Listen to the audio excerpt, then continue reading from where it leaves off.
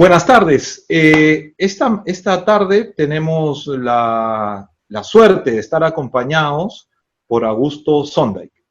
Augusto es un reconocido periodista de los medios aquí en el Perú y es conductor de los programas periodísticos de América y Canal N. Entonces, quiero dejarle los micrófonos un ratito a Augusto para que se presente mejor que yo, evidentemente. Hay una paradoja en esta conversación, porque no pretendo que sea entrevista, porque entrevistar al entrevistador suena un tanto extraño, ya se lo dije a Augusto. Entonces, Augusto, te dejo un ratito para el saludo inicial de esta conversación.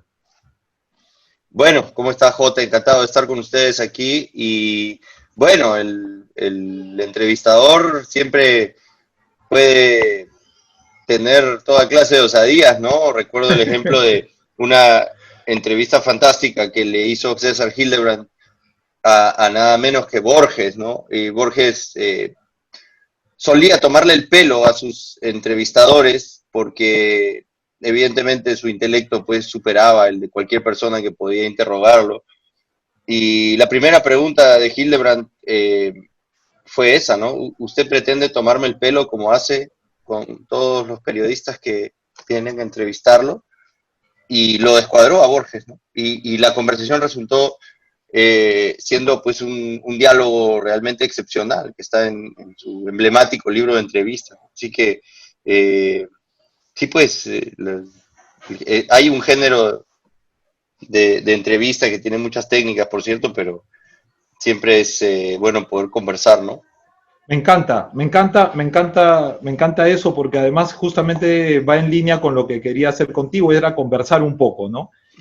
Claro. Y conocerte un poco más allá de lo que nosotros vemos en la pantalla de la televisión como conductor y como entrevistador en el canal en América.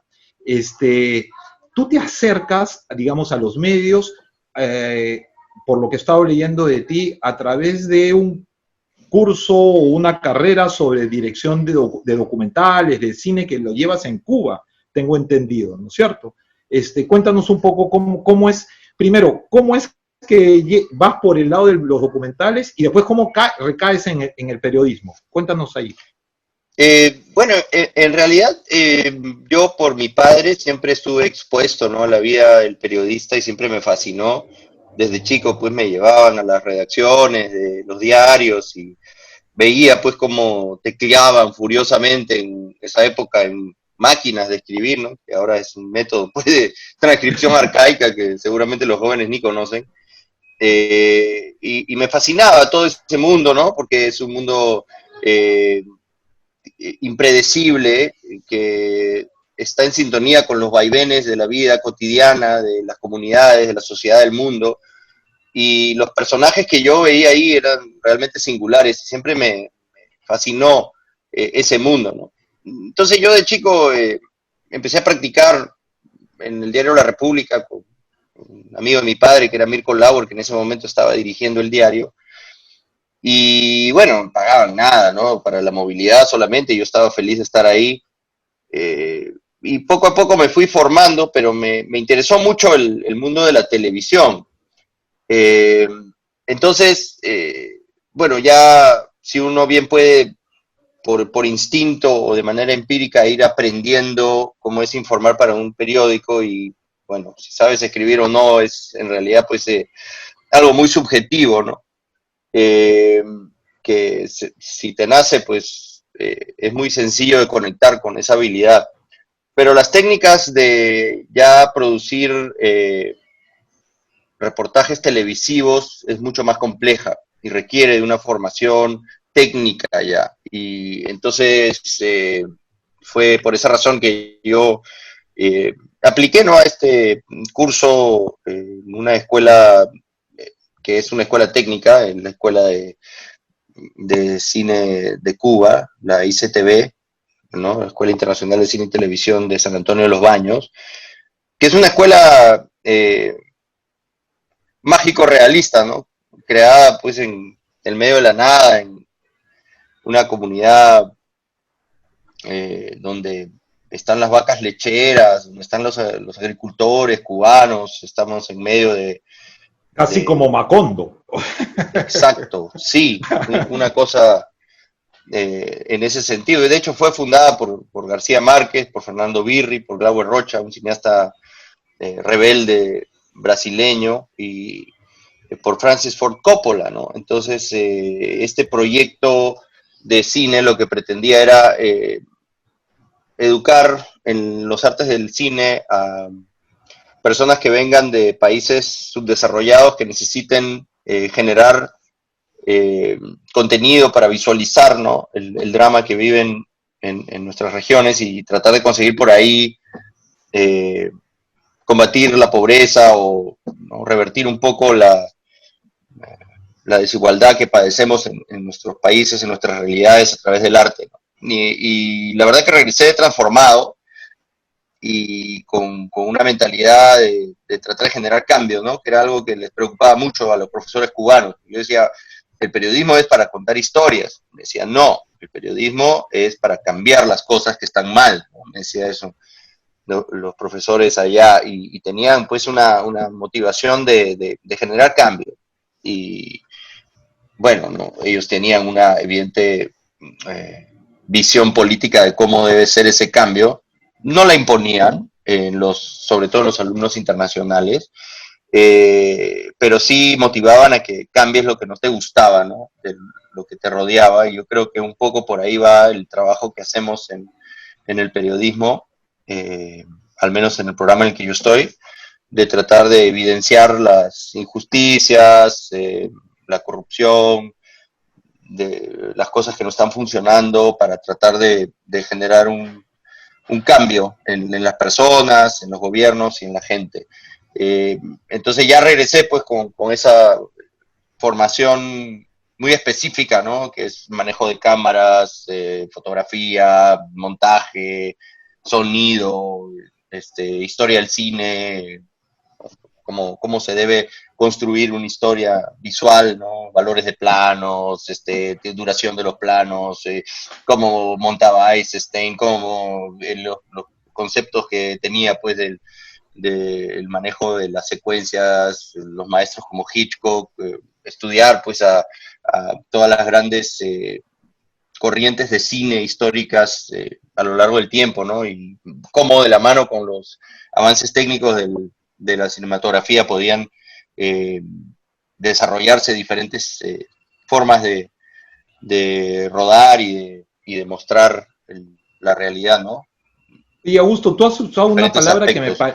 has usado una palabra que me parece, y la hemos repetido ambos, y tú un poco más, que es la palabra cambio, ¿no? Ujú. Esa lucha, ese trabajo, esa lucha, esa intención de cambio, ¿no? En el camino,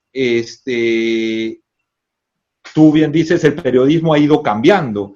Hace un rato tú hablabas de las redacciones con máquina de escribir, y me acuerdo haber leído a mí hay un libro que me encanta de Bailey, que es Los últimos días de la prensa, que creo es la descripción, o sea, disfruto la descripción de la redacción, digamos, ¿no? O sea, disfruto de esos personajes del libro, ¿no? Pero vivimos en Pero un yo mundo. trabajo con dos de esos personajes, ¿no? Mario Ghibellini y Federico Salazar. Correcto, los que en su momento fueron Sí. los Chicago, no, sí, claro, ¿no? Los Chicago Bulls, ¿puede ser? No, tienen un nombre. Jóvenes turcos, Sí, exactamente. los jóvenes turcos. Bacán. Bueno, pero yo lo que te decía, de esa redacción, hoy día uno va a un diario o a una redacción y veo a los periodistas, ya evidentemente lo de la máquina de escribir evidentemente no existe, están frente a computadoras, pero lo más interesante es ver los monitores alrededor con los dashboards de Google, viendo cuáles son las palabras clave que hay que poner mientras estamos redactando las noticias que van a ir evidentemente a la web, para tener un mejor posicionamiento de SEO y de SEO en Google, ¿no? O sea, es un cambio radical, ¿no? De cómo se está enfrentando el periodismo. Y eso nos lleva a una sociedad hipercomunicada, ¿no? donde aparecen una cantidad también de fake news y de falsos profetas y de gente que cree que a la que se le puede creer y a gente a la que no se le puede creer. Acabamos de ver el caso de un personaje que se atribuyó cierto grado científico y no tenía ninguno, ¿no es cierto? ¿Cómo ves, en ese contexto, cómo ves la figura del periodista? ¿Cómo ves la figura del periodismo? Es un complejo, ¿no? Sí, bueno, el periodismo siempre ha enfrentado toda clase de dificultades, ¿no? Desde la pugna entre la necesidad editorial de emitir un reportaje versus los intereses de poderosos y políticos por frenar, ¿no? Destapes a todo nivel, hasta, bueno, la adaptación necesaria que tiene que hacer el medio para poder estar a la vanguardia. Entonces sí, es difícil competir con esa inmediatez de las redes, como tú dices, esa explosividad de los buscadores, del Twitter, del Facebook, del Instagram. Pero eso ha llevado a una degeneración del tratamiento de la información muy peligrosa que está teniendo efectos devastadores en los países en los que se ha proliferado. Augusto, dentro de este mundo de fake news, de infoxicación tan complejo, donde ahora conversando, hemos transitado desde la máquina de escribir, pasando por Google, por Facebook, en este mundo hipercomunicado, ¿cuál crees tú que debería ser el perfil de una persona que se dedique al periodismo en estos momentos? ¿Cuál es tu opinión? El periodista no debe variar. La forma de afrontar la realidad del periodista siempre es la misma. El periodista no se tiene que adaptar a los tiempos, sino entender cuáles son las plataformas para hacer su trabajo, pero el trabajo es el mismo. El periodista lo que hace es reportar sobre la verdad. La verdad a veces es dura, a veces es difícil, a veces compromete a personas importantes, pero es lo que nosotros hacemos. Nosotros somos cronistas de realidades, de cosas que pasan en nuestro entorno y que tienen impacto sobre nosotros, y eso no varía. Lo que hace el periodista es estar en los lugares, sentir cómo está la situación, tratar de conseguir un registro veraz, objetivo de lo que pasa, y luego traducirlo a una plataforma en la que la gente pueda enterarse, informarse. Esa plataforma puede variar, pero el trabajo es el mismo. Entonces, si nosotros nos dejamos enredar por todo este ruido, porque no es más que eso, de información descontrolada, sin filtro y sin ninguna veracidad, pues entonces vamos a terminar padeciendo lo mismo que estos pseudo periodistas que están en las redes y que simplemente terminan siendo parte de campañas de desinformación, más bien. De repente, un periodista... Discúlpame, sí. De repente ajusto un poco más mi pregunta, Augusto, y un poco estoy totalmente de acuerdo contigo que el fin sigue siendo el mismo y el objetivo sigue siendo el mismo, y es muy válido el poner la verdad por delante y sacarla a la luz. Uh-huh. Pero iba un poco más por el lado de las herramientas. Siento como que hoy día somos un tanto más visuales que escritos para exponerla, y la capacidad de poder contar estas historias visuales comienza a cobrar más importancia. De repente me equivoco. ¿Cuál es tu opinión? O sea, las herramientas actuales facilitan mucho la posibilidad de tener registros directos de las cosas. Por ejemplo, en esta pandemia, nosotros hemos descubierto el poder de la interconexión a través del Internet, del Zoom, de las entrevistas como esta, de los registros en los teléfonos. Es más, Guillermo Galdós de Pacha, que también trabaja con ustedes y que estuvo siendo entrevistado acá, sí. Sí, vi la entrevista, muy buena. Por ejemplo, me pasó el otro día un documental fantástico que hizo sobre una mujer que regresaba a su tierra caminando, ¿no? Que Sí. es una pieza realmente fuera de serie, ¿no? Que ha dado la vuelta al mundo, emitida pues en Channel 4, olvídate, por todo lo alto, ellos son unos capos. Eh, pero lo que me dio curiosidad, y le pregunté a Guillermo cómo hacía para hacer ese registro, porque él va con su cámara, ¿no? No graba con el teléfono. Pero el registro estaba en formato de teléfono, ¿no? Vertical. O sea, ya ellos están haciendo contenido directamente para el Instagram, para el Facebook Live, y digamos, eso nosotros todavía acá en el Perú no lo hacemos directamente, ¿no? Se pasa el video en 16:9, pero por nuestras páginas web.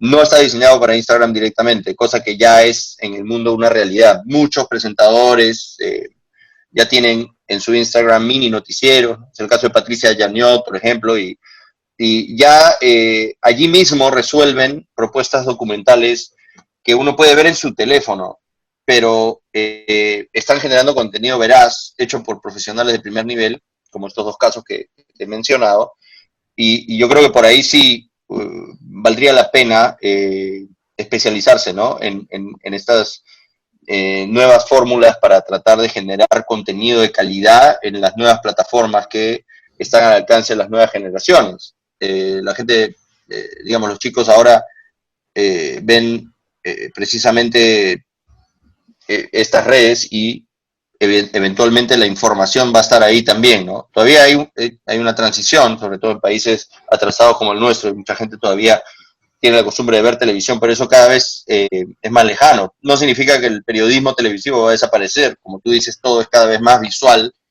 y es cierto, la forma, el formato en el que se presenta esto en redes va a ir variando, se va a tener que ir ajustando a las nuevas realidades y sin duda eh, entender este nuevo mundo sería una herramienta muy importante para los periodistas del futuro. Hace poco recién se podía transmitir directamente desde el teléfono, ¿no? Hemos visto, yo creo, lo que recuerdo, la primavera árabe, ¿no? Fue uno de los primeros momentos en los que los reporteros de CNN ahí enlazaban directo con el celular y los primeros selfie sticks empezaron a aparecer y transmitían ellos solos, ¿no? Desde ahí. Eh, Ahora, por ejemplo, volviendo al caso de los chicos de Pacha, ellos tiran un plano marcan en el viewfinder los límites del teléfono, de Ajá. cómo va a ser para el formato vertical, y tienen un registro también para 16:9, ¿no? Entonces ya editan la pieza para los dos formatos. Cuando se lo piden para televisión desde Inglaterra, le mandan en 16:9 una pieza documental en HD, y cuando les piden para el canal de Facebook Live que tiene Channel 4, lo mandan en formato vertical. Entonces, ya sin duda los realizadores de más alto nivel están pensando ya en que su contenido aterrice directamente en esas plataformas. Otra cosa es la duración, ¿no? Cada vez es más breve la posibilidad de contar historias, lo que te exige mucha precisión, lo cual es bueno, porque ya hay tanta información que la gente invierte cada vez menos tiempo en algo. Antes, de repente, podías ver una pieza documental un domingo de 20 minutos. Ahora, nosotros ya con las justas 10 minutos y ya la gente pierde el interés, ¿no? Entonces, son los nuevos tiempos, los nuevos formatos, y lo que te exige también eh, escoger mejor los momentos que pones en tus secuencias y ser mucho más contundentes, mucho más concretos, ¿no? Que la densidad del producto sea mayor, no tantos aires, no tantos de repente momentos de contemplación, sino mucho más directo. El periodismo es un arte y debe serlo, pero hay que también adaptarse a las exigencias de los nuevos formatos y de las nuevas vías de comunicación que existen. Augusto, a nosotros a ver, hemos estado hablando de formatos, hemos estado hablando de poner la verdad de por medio, hemos estado hablando de cómo adecuarnos a estas nuevas herramientas, a que somos muy visuales, pero también hay un tema y ahí recurro a tu experiencia. el tono con el que, no sé si la palabra es tono, pero lo directo que puede ser un periodista. ¿Tú alguna vez, si hay una cosa que te caracteriza por lo que te he visto en estos tiempos, es que eres directo y sin filtro, ¿no es cierto? En algunos casos se te ha visto así. En ese, ¿cuál crees que podría ser el estilo? ¿Cuál debe ser el estilo de un periodista? O sea, o pueden haber diferentes estilos, unos más directos, otros no. O con cuál te sientes más cómodo presentando, digamos. Yo creo que es un proceso de aprendizaje, ¿no? Y con la experiencia uno va ya entendiendo eh, mucho mejor cómo conducirse, en qué momentos de repente ser un poco más frontales, más directos, como dices, y en qué momentos eh, saber mantener silencio, escuchar y eh, tratar de buscar otro tipo de salidas también, porque sí, hay que sin duda siempre decir las cosas como son, pero hay diferentes estilos de hacer eso. Y yo creo que si bien el más primordial, el más elemental es ser brutalmente franco eh,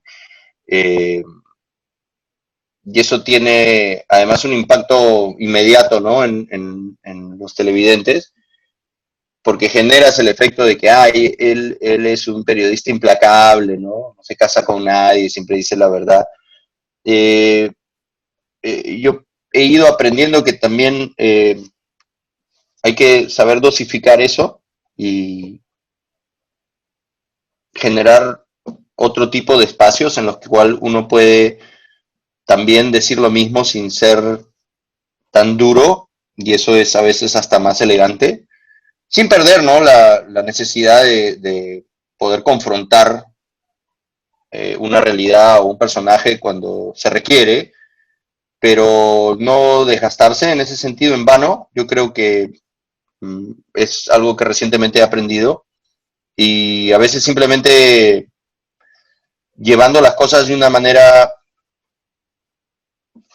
más juguetona quizás o sarcástica, puedes lograr poner en aprietos sin que se dé cuenta un entrevistado incauto, por ejemplo, y hacerlo quedar en ridículo por lo que él mismo dice, ¿no? Y eso hasta de cierta forma es más elegante y más digerible.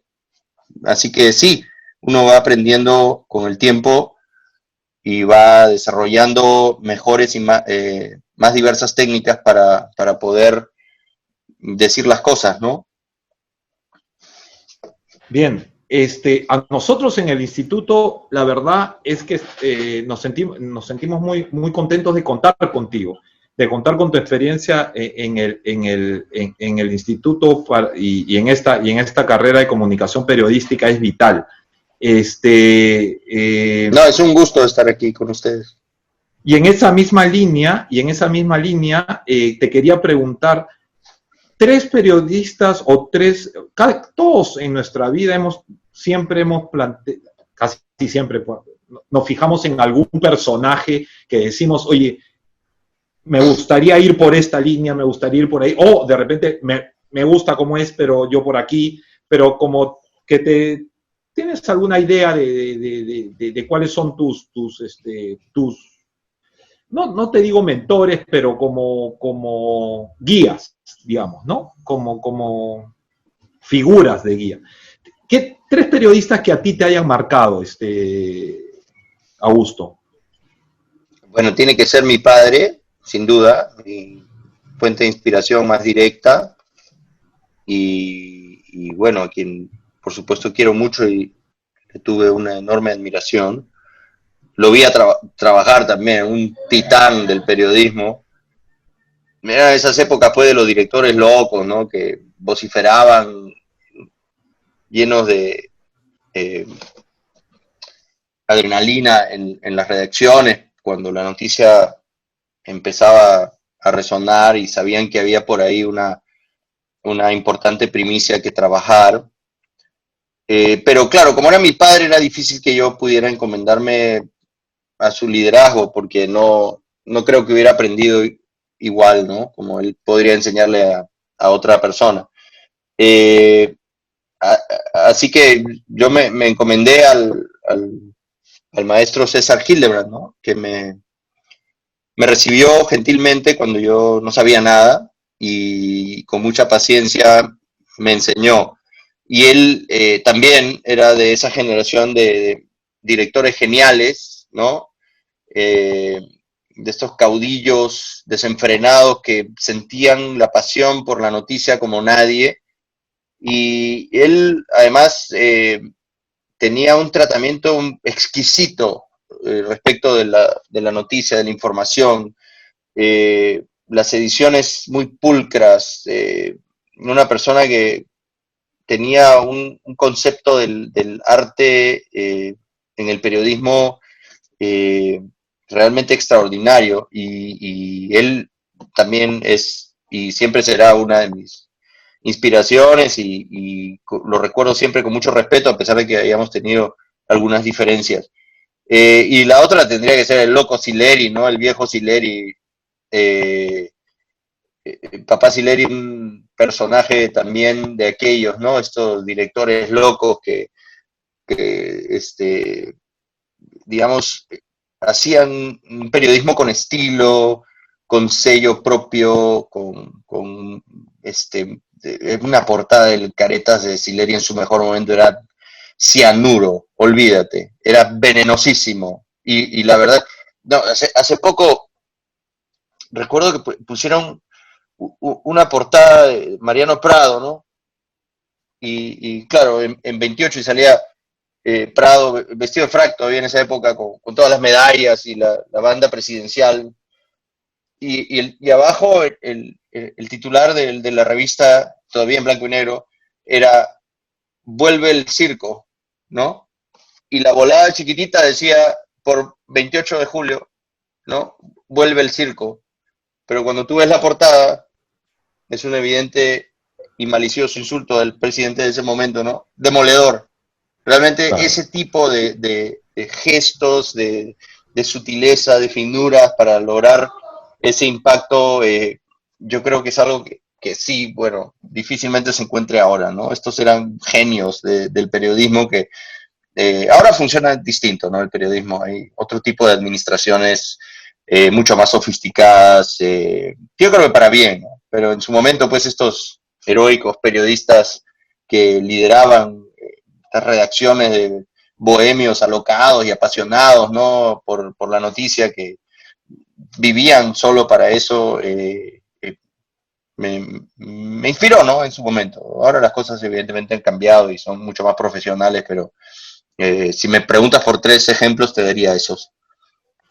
Bueno, tú también has sido director periodístico en su momento. Tú también has sido director periodístico, entiendo, de Panamericana en algún momento, como 2 años, ¿no es cierto? Anteriormente. Un poco más, sí, creo. Tres años. En 3 años. Panamericana estuve a cargo sí, del servicio de noticias y fue una experiencia realmente muy importante, ¿no? Que Sí, donde te ha me ha servido tocado muchísimo liderar para, equipos, ¿no? Donde te ha tocado liderar claro. equipos de... Sí, entonces ahora cuando estoy nuevamente frente a las cámaras y en pantalla, ya me permite entender realmente todos los problemas que pueden tener en el switcher los directores y yo creo que eso me permite tener una mejor relación con todo el proceso, ¿no? Y la verdad que es para mí muy importante haber tenido esa experiencia, ¿no? En la dirección. Quisiera que, yendo a otro plano y siguiendo en el periodismo, pero más en ti, que me cuentes, normalmente la pregunta siempre es, oye, ¿cuál ha sido digamos, tu misión o tu reportaje más importante y tal? Yo te quisiera hacer la pregunta al revés. ¿Cuál es el reportaje o el encargo que has tenido que donde te ha ido mal, donde te ha ido complicado, donde has sentido que tuviste mucho que aprender, donde después de pasarlo has dicho, pucha, bueno, así debió ser, que normalmente todo el mundo habla de sus grandes logros, pero poco de los espacios donde en verdad aprendió, que son donde normalmente vienen las metidas de pata o donde uno la sufrió. ¿Tienes alguno que recuerdes así, Augusto? Mira, te puedo contar sobre una de las primeras microondas que hice en elecciones para América y estábamos en vivo desde la OMPE, tenía que dar los resultados y se me cayó el papelito con los números al piso y se me desordenó todo lo que tenía y me tuve que, ¿no? O sea, me tuve que agachar en vivo en enlace cuando tú tienes que ser pues rápido, que tener mucha intensidad, mucha claridad y ser muy explosivo para que no te cambien de canal. El director me quería matar porque hice un papelón, ¿no? Se me cayeron los papeles al piso, después estuve, a ver, no sé cuál era, si tenía 30 o 20% o 10%, a ver, no sé, un papelón y era interminable. En esos momentos el tiempo se detiene y ya no sabes qué hacer, ¿no? Entonces sí, es interesante lo que planteas porque de ese tipo de experiencias uno aprende mucho más quizá que de los triunfos. Te quería hacer una última pregunta, ya para ir terminando. Uh -huh. Y de verdad, espero tu respuesta. Es una pregunta que te hicieron hace 5 años en Cosas, en un reportaje que te hacen, y me pareció interesante volvértela a hacer. Y ahí y la pregunta es, Augusto, ¿cómo ves al Perú en 5 años?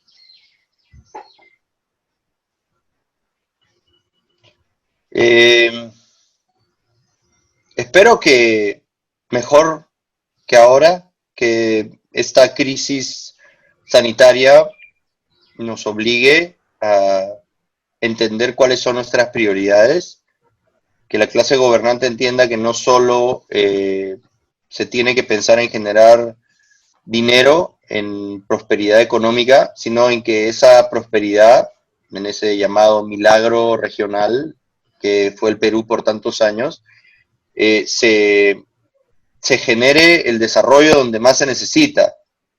No podemos aspirar a la OCDE, a este grupo selecto de países, si la mitad de nuestra población no tiene refrigerador, si la gente vive en pobreza o extrema pobreza, si no tenemos infraestructura, si nuestro sistema de salud es el peor de la región, si nuestros colegios se caen a pedazos, si la gente no tiene una jubilación digna, si la informalidad es el 70% de nuestro sistema económico. Esas no son características de un país, es cualquier cosa, ¿no? Un país no somos todavía. Ojalá podamos ser un país pronto. Y para hacerlo hay que entender que se tiene que generar desarrollo donde se necesita.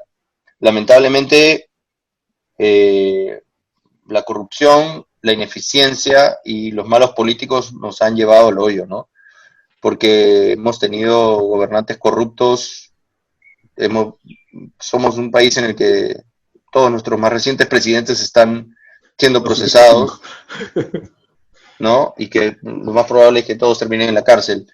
Nuestros principales líderes políticos están siendo investigados por graves casos de corrupción, por lavado de activos. Los partidos que supuestamente iban a generar un cambio en el actual Parlamento están actuando igual o peor. No, no creo que peor, pero están realmente haciendo cosas irresponsables y están demostrando que la clase política no nos representa y no tiene intereses de realmente servir a la población y de atender los principales problemas que hay en nuestro país. Entonces, esta crisis lo que está haciendo es evidenciar esto de una manera mucho más significativa y en buena hora que al menos podamos transformar esta gran crisis que ha traído tanto dolor y muerte al mundo y a nuestro país y convertirla en una motivación que nos permita atender por fin los verdaderos problemas que tenemos en nuestro país y entender que si nosotros somos prósperos en algún negocio, en algún emprendimiento, muy bien, eso hay que celebrarlo, hay que aplaudirlo, pero hay que también contribuir a hacer patria, ¿no? Hay que tener las ganas de querer vivir en un país que funcione como tal, en el que todos estén contentos al menos con algo de lo que debería representar el desarrollo y no solo pensar de manera individual en cómo yo puedo salir adelante y bueno, los demás que vean cómo hacen.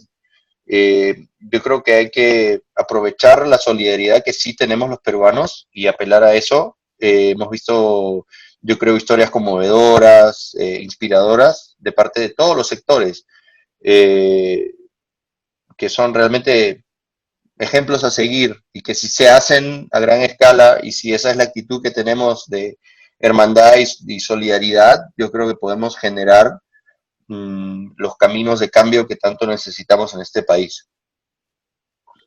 Hace 5 años tú contestaste a esta pregunta que te estoy haciendo ahora, dijiste algo así como, y en grandes rasgos dijiste, me gustaría que sea un país moderno, con gente de mente abierta, tolerante, sin racismo, sin clasismo, y mientras la lacra de la corrupción no desaparezca, y estas cosas no sean atendidas, el país no va a poder avanzar.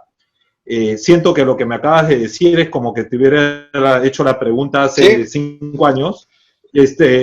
Espero hacértela en 5 y que no me des la misma respuesta, la verdad. Eso es lo que yo espero.